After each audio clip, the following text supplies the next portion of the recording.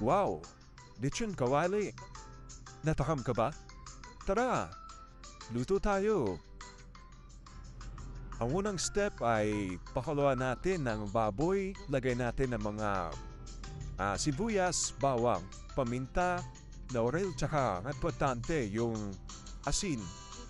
Yan. Pagkatapos pakuluan ng baboy, ihango natin sa malinis na lagayan tulad ng nandyan sa video. Yan.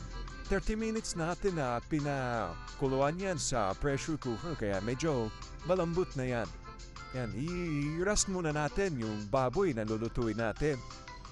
Mas maganda kung ilagay natin sa ref para tumuturo na din yung excess niya na tubig tsaka mas matuyo na siya.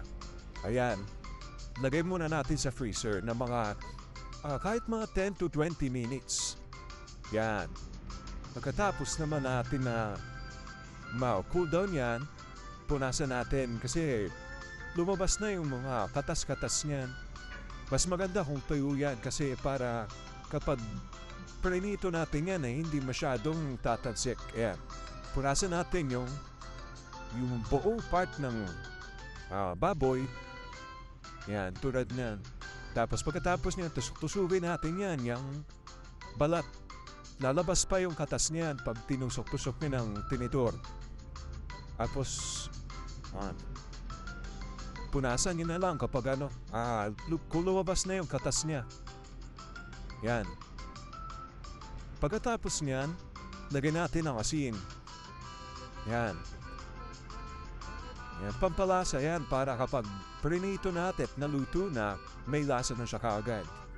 Yan, lagyan lang natin ng asin sa lahat ng bahagi ng baboy na piprituin natin. Gagawin natin lechong kawali. Yan. Tulad yan. Lagyan lang natin ng asin. Yan. Pagkatapos niyan, maglagay tayo ng mantika sa malinis na kawali. Yung sa akin, ginamit ko lang dyan ay 1 litrong mantika para hindi masyadong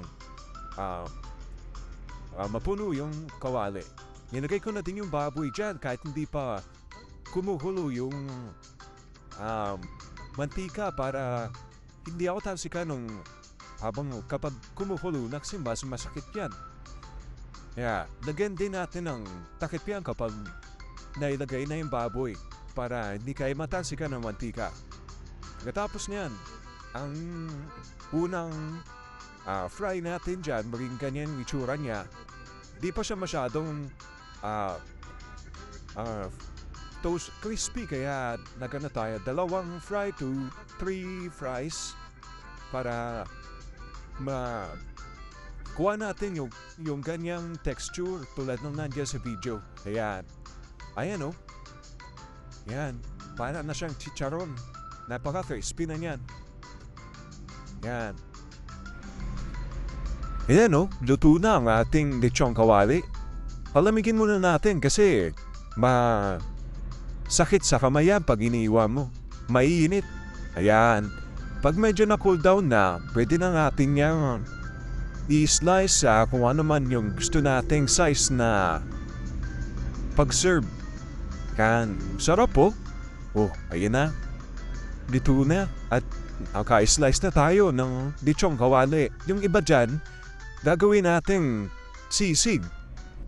Masyado kasing madami yung lechong kawali natin kaya magluluto din tayo ng sisig. Ayan o. Oh, sarap na yan. Oh, di ba? Meron ka ng lechong kawali, meron ka pang sisig. Ayan, thank you guys for watching. For more recipes, don't forget to like and subscribe sa aking YouTube channel. See you next time!